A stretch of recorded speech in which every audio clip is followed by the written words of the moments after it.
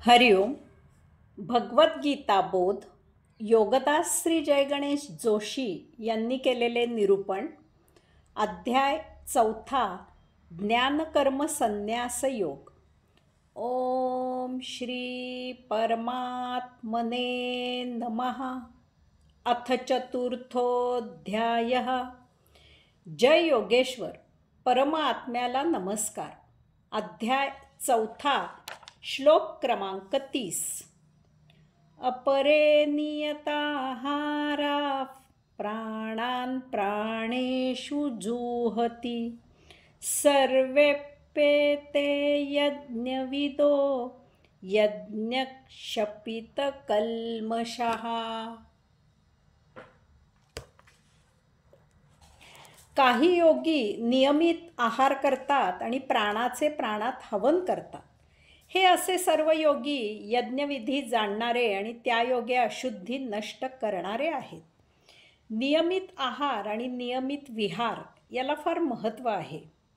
जेवणापूर्वी श्लोक क्रमांक 24 जरूर म्हणावा असे सांगितले आहे. आपण जेवणापूर्वी वदनिकवळ घेता हा श्लोक म्हणतो. हा श्लोक जेवणामागील भूमिका स्पष्ट करतो. अन्न ग्रहण करणे हे केवळ पोट भरणे नसून तो यज्ञ आहे ही जाणीव ठेवून जेवण करावे. जेवताना श्लोकाचा अर्थ लक्षात घेऊन जेवण करावे अशी अपेक्षा आहे. पोत्यात वस्तू कोंबतात तसे अन्न पोटात कोंबू नये. किती, कसे, केव्हा आणि कोणते अन्न खावे याचे शास्त्र आहे. त्याप्रमाणेच अन्न ग्रहण करावे. अन्नसेवन हा एक पवित्र विधी आहे याची जाणीव ठेवावी. यासाठी जेवताना पानावर क्लेशकारी विषय बोलू नये. वातावरण प्रसन्न आणि आल्हादकारक ठेवावे. अशा प्रकारे अन्न नियमित खाणारा योगी प्राणाचे प्राणात हवन करू शकतो. अनियमित, अति किंवा अजिबात न खाणारा प्राणायाम चांगला करू शकत नाही. किंवा दुसऱ्या शब्दात सांगायचे म्हणजे अनियमित, अति किंवा अजिबात न खाणाऱ्या योग्याला प्राणायामाचे फायदे मिळू शकत नाहीत. नियमित आहाराला विहाराचीही जोड द्यावी. शरीराचे चलनवलन असणे फार आवश्यक आहे. एखाद्या पोत्यासारखे गाठोड्यासारखे बसून राहू नये. शारीरिक हालचाल करणे गरजेचे आहे. त्यासाठी नियमित योग नमस्कार, योगासने करावीत. दररोज नियमितपणे फिरायला जावे. तसेच जेवणानंतर शतपावली जरूर करावी. पंचप्राणांचे कार्य फार सुव्यवस्थित चालू असते. आपण जर अनियमित, अति किंवा अजिबात खाल्ले नाही तर पंचप्राणांचे कार्य बिघडते आणि अर्थातच आपली प्रकृती आपल्याला साथ देऊ शकत नाही. आपण आजारी पडतो. हे 5 प्राण आपले कार्य करताना एकमेकात आहुती देऊन त्यांचे एकमेकात स्थित्यंतर, रूपांतर होत असते. यालाच येथे प्राणाचे प्राणात हवन असे म्हटले आहे. हे हवन नियमित अन्नावर अवलंबून आहे. येथे पंचप्राणांचे कार्य कसे चालते ते पाहणे उद्बोधक होईल. प्राण. आपण बाहेरील हवा जेव्हा आत घेतो तेव्हा ती फुफ्फुसात जाते. या एकूण हवेमध्ये आपल्याला आवश्यक अशी हवा फक्त 21% असते. ही आवश्यक हवा हृदयात फुफ्फुसांमधून शोषून घेतली जाते. या शोषून घेतलेल्या उपयुक्त हवेला प्राण असे म्हणतात. यामुळेच आपण जिवंत राहतो. यामुळे मुख्यतः हृदयाचं कार्य व्यवस्थित होते. हृदयाचे ठोके चालू राहतात. हृदय कार्यरत राहते. हे कार्य घडवत असताना प्राणाचं रूपांतर होतं. अपान. प्राणाचं रूपांतर अपान म्हणून होते. अपान म्हणजे वर न जाणारा. अपान हृदयातून जठरात जातो.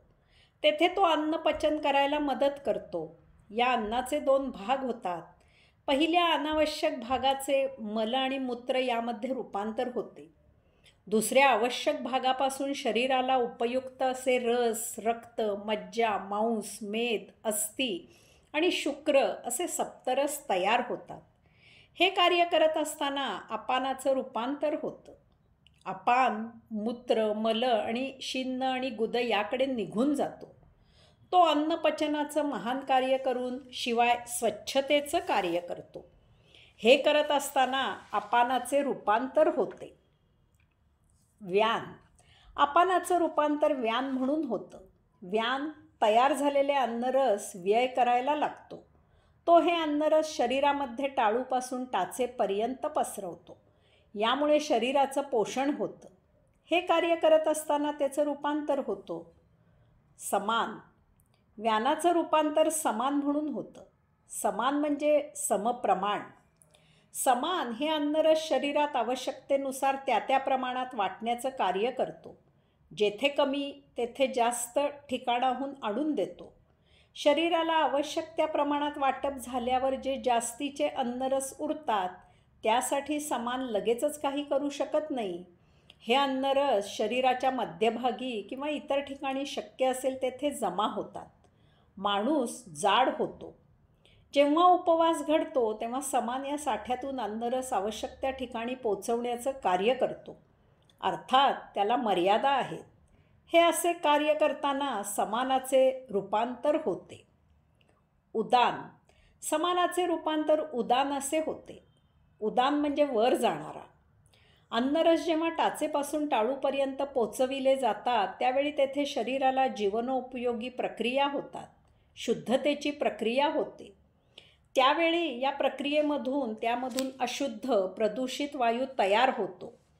असा हा त्याज्य अनावश्यक वायू शरीराच्या कानाकोपऱ्यामधून उदान गोळा करतो आणि तो निःश्वसनाबरोबर बाहेर घेऊन जातो. याच वेळी श्वसन करताना प्राणवायू शोषून घेतल्यानंतर अनावश्यक 69% आत असलेली हवा 79% आत असलेली हवा उदान बाहेर घेऊन जातो. उदानाचे वैशिष्ट्य म्हणजे शरीर त्यागाचे वेळी आत्मा उदानाचे बरोबर बाहेर जातो. अशा प्रकारे आपल्या श्वसनाचे कार्य 5 प्रकारात विभागलेले आहे. या 5 प्राणवायूंच्यामुळे प्राणतत्व शरीराच्या सर्व भागात टाळूपासून टाचेपर्यंत खेळविले जाते. यामुळे आपला शरीर व्यापार सुरळीत चालतो. येथे आहार याला व्यापक अर्थ आहे. आहार याचा केवळ अन्नसेवन इतका संकुचित अर्थ घ्यायचा नाही. येथे योगाधिराज पातंजलींनी सांगितलेला प्रत्याहार अपेक्षित आहे. भोजन हा बाह्य आहार झाला. त्याचबरोबर अंतस आहारही महत्त्वाचा आहे. आपली देहादी इंद्रिय काही ना काही विषयांचा आहार घेत असतात. उदाहरणार्थ डोळे पाहण्याचा किंवा कान ऐकण्याचा आहार घेत असतात. सर्वसाधारणपणे आपण भौतिक आणि सांसारिक गोष्टींचा आहार देहादी इंद्रियांनी घेत असतो. याला लगाम घालून उदरभरणाबरोबरच देहादी इंद्रियांना आध्यात्मिक आहार द्यावा. येथे प्रत्याहाराबद्दल अधिक माहिती घेण्यासाठी माझ्या पातंजल योगबोध या पुस्तकातील प्रत्याहारावरील लिखाण पाहणे उद्बोधक होईल. सर्वसाधारणपणे आपला अनुभव असा असतो की एखादा विषय उपभोगला की आपल्या इंद्रियांना तो विषय आवडू लागतो. एखाद्या विषयाची मजा उपभोगली की इंद्रियांना त्या विषयाची गोडी लागते. डोळ्यांना सिनेमा पाहायला मिळाला की मग नवनवीन सिनेमा पाहायची इच्छा होते. एखादे पुस्तक आवडले की आणखी पुस्तके वाचावी असे वाटते. कानांना आवडते संगीत ऐकू आले की ते संगीत सतत ऐकावेसे वाटते. संगीताच्या कार्यक्रमांना जावे असे वाटते. एखादा पदार्थ खायला मिळाला की तो पदार्थ परत खावा असे वाटते. अशा प्रकारे आपली इंद्रिय ही त्यांच्या विषयात रममाण असतात. या त्यांच्या विषयांशिवाय ती जगू शकत नाहीत. हे विषय हे त्यांचे खाद्य होते. तर ते न मिळाल्यास इंद्रिय बैचेन होतात, अस्वस्थ होतात. या अशा विषयांमुळे मन रिपुंच्या आहारी जाते.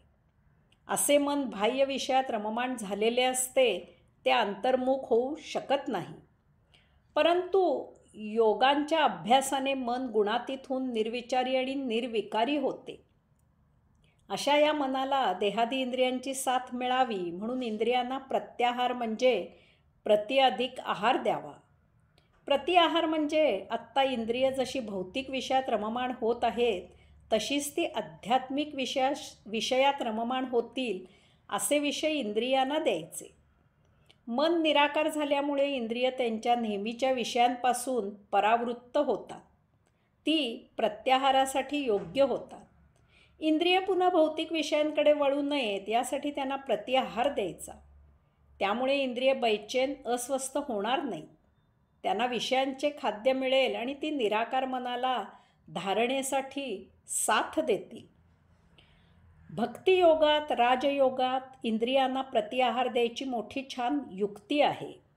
योगेश्वराची प्रतिमा, मूर्ती समोर ठेवावी. त्यावर नजर स्थिर करावी.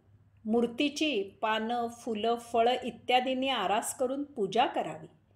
या ध्यानाकडे एकटक पाहत असावे. धूप, दीप, नैवेद्य दाखवावा. मुखाने ओंकार साधना करावी. कानाने करत असलेला किंवा केलेला ओंकार ऐकावा. हाताने टाळ्या वाजवून ताल धरावा. नृत्य करावे. सतत ओम तत्सत त्वमसी असा जप नेहमी सदा सर्वदा एका बाजूला करत असावे. ध्वनिफितीवर तो घरात सतत लावून ठेवावा. प्रत्येक खोलीत योगेश्वराची प्रतिमा लावून ठेवावी. जेणेकरून योगेश्वर इंद्रियांच्या सानिध्यात असेल असे करावे. काम नसेल तेव्हा ओम तत्सत त्वमसी असा जप करत असावे किंवा काम चालू असताना शक्य असल्यास जप करत करावे. अशा प्रकारे आपली देहादी इंद्रिय योगेश्वराच्या तसेच आध्यात्मिक विषयात प्रतिआहारात मग्न असावी. हा प्रतिआहार जाणून त्याचा अनुभव घ्यावा. न पाळता येणारे संकल्प करू नये. उपासनेला सुरुवात करावी. थोडे कमी जास्त मागे पुढे होईल, याहून काही होणार नाही. तसे झाले तर होऊ दे, हळहळत बसू नये. तसे झाल्यास पुन्हा उपासनेला सुरुवात करावी. प्रत्याहार अंगी बांधल्यावर सहजपणे इंद्रिय पूर्णपणे वश होतात. वश होण्यात आपुलकी, प्रेम, सहजता, स्वाभाविकपणा असतो. सक्ती नसते. आपल्याकडे साधू महाराजांना स्वामी म्हणायची पद्धत आहे. स्वामी याचा अर्थच इंद्रियांवर स्वामित्व, प्रभुत्व प्राप्त झालेला असा आहे. योगेश्वराच्याच विषयाचा प्रतिआहार मिळाल्यामुळे इंद्रिय अंतर्मुख होऊन, आत्मसन्मुख होऊन अध्यात्म साधनेत व्यग्र होतात. ती आता बाह्य विषयात वळत नाही. हे असे सर्व योगी यज्ञविधी जाणणारे आणि त्यायोगे अशुद्धी नष्ट करणारे आहेत. श्लोक क्रमांक 23मध्ये यज्ञाचे महत्त्व सांगितले की जो निस्संग झाला आहे, जो मुक्त झाला आहे, जो ज्ञानाने जाणून आत्मस्थित झाला आहे, जो केवळ यज्ञासाठीच कर्म करत आहे, तो कर्ममुक्त होतो. श्लोक क्रमांक 24मध्ये भगवंत श्रींनी यज्ञ आणि ब्रह्म याचे विशेष असे महत्त्व सांगितले. त्यानंतरच्या श्लोकांपासून आत्तापर्यंत भगवंत श्रींनी अनेक यज्ञ सांगितले. ब्रह्मयज्ञ, देवयज्ञ, ब्रह्माग्नी यज्ञ, इंद्रिय यज्ञ, इंद्रिय विषय यज्ञ, इंद्रिय क्रिया यज्ञ, प्राणक्रिया यज्ञ, द्रव्य यज्ञ, तपोयज्ञ, योगयज्ञ, स्वाध्याय यज्ञ, ज्ञानयज्ञ, प्राणायाम यज्ञ आणि आहार यज्ञ हे ते सांगितलेले 14 यज्ञ आहेत. अशा या यज्ञविधीने योगी अंतर्बाह्य अशुद्धी नष्ट करतो. तो शुद्ध होतो. तो निष्काम कर्म करतो. त्याची आसक्ती नष्ट होते. जे आहे ते प्रभूचे आहे. त्याच्यासाठी त्याच्या मर्जीने जे होईल तेच योग्य होत असते. आपण त्याच्यावर पूर्ण विश्वास आणि श्रद्धा ठेवून त्याच्याकडे यात्रा करायला आरंभ करावा. मार्ग तोच दाखवेल. चुका झाल्या तर त्यात तोच सुधारेल. अडचणी आल्या तर तोच त्याचे निवारण करील. आपण कसलीही फिकीर करू नये. आपण केवळ आपले विहित कर्म करावे. बाकी त्याच्यावर सोपवून द्यावे. हरिओम.